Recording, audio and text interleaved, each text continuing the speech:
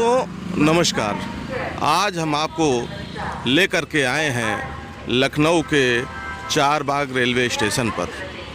वैसे तो लखनऊ में कई स्टेशन हैं, लेकिन चारबाग रेलवे स्टेशन की खूबसूरती बहुत ही निराली है।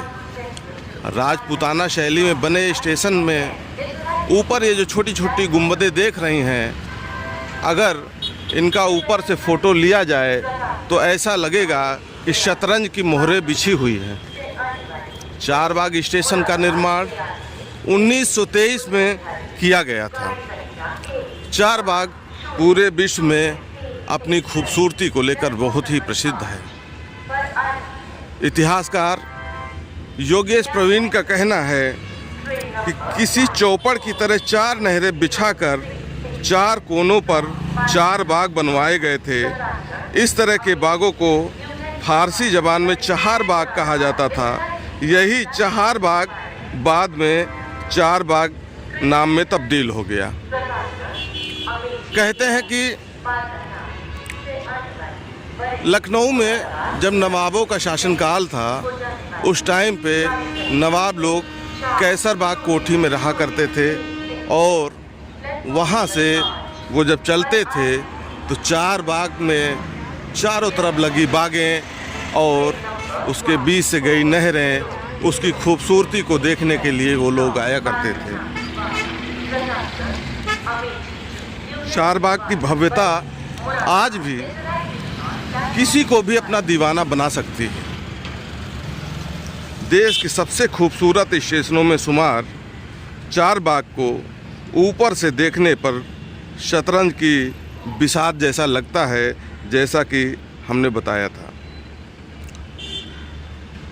लखनऊ के नवाब आसफुद्दौला के पसंदीदा बाग ऐश बाग की तरह चार बाग भी शहर के खूबसूरत बागों में से एक था। ये बताते हैं लखनऊ के प्रसिद्ध इतिहासकार योगेश प्रवीण। इतिहासकार रोशन तकी बताते हैं कि लखनऊ के मुनव्वर बाग के उत्तर में चारबाग की बुनियाद पड़ी थी। जब नवाबी दौर ख़त्म हुआ तो इस बाग की रौनक भी फीकी पड़ गई। उसी दौरान अंग्रेज़ सरकार ने बड़ी लाइन के एक शानदार स्टेशन की योजना बनाई।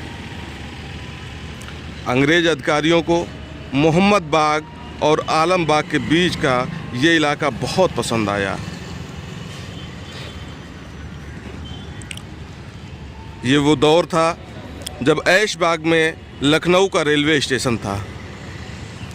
चार बाग और चार महल के नवाबों को मुआवजे में मौलवीगंज और पुराने इमली का इलाका देकर यहाँ पर ट्रैक बिछा दिया गया। 21 मार्च 1914 को बिशप जॉर्ज हर्बर्ट ने इस स्टेशन की बुनियाद रखी थी। उस ज़माने में इस स्टेशन को बनाने में लगभग 70 लाख रुपए खर्च किए गए थे। उस दौर के प्रसिद्ध वास्तुकार जैकब ने इस खूबसूरत इमारत का नक्शा तैयार किया था।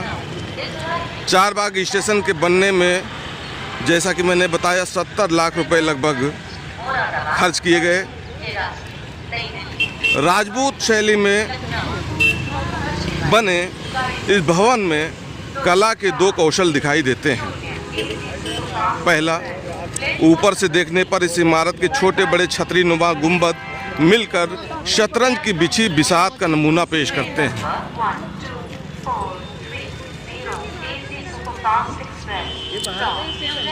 इस स्टेशन की एक खूबसूरती ये भी है कि इस स्टेशन में ट्रेन की आवाज़ स्टेशन के बाहर नहीं निकलती है। चाहे जितने शोर शराबे के साथ ट्रेन प्लेटफार्म पर आएगी, लेकिन उसकी आवाज़ बाहर नहीं निकलती है। इसकी ऐतिहासिकता की बात करें तो इस स्टेशन पर पहली बार जवाहरलाल नेहरू और गांधी जी से मुलाकात भी यहीं हुई थी। महात्मा गांधी जी 26 दिसंबर 1916 को पहली बार लखनऊ आए थे। मौका था कांग्रेस के अधिवेशन का, जिस दौरान वो 5 दिनों तक शहर में रहे।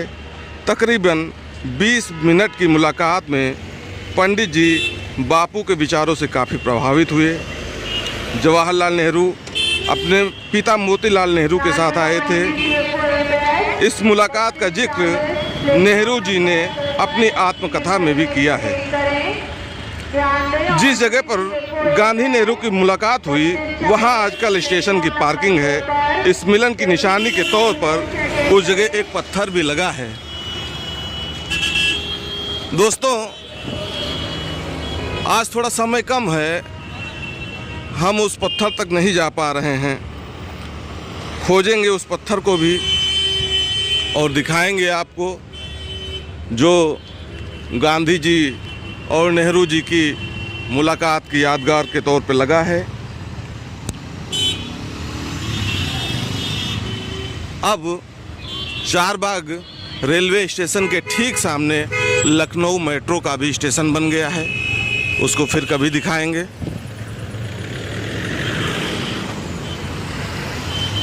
इस वीडियो को यही ख़त्म करते हैं।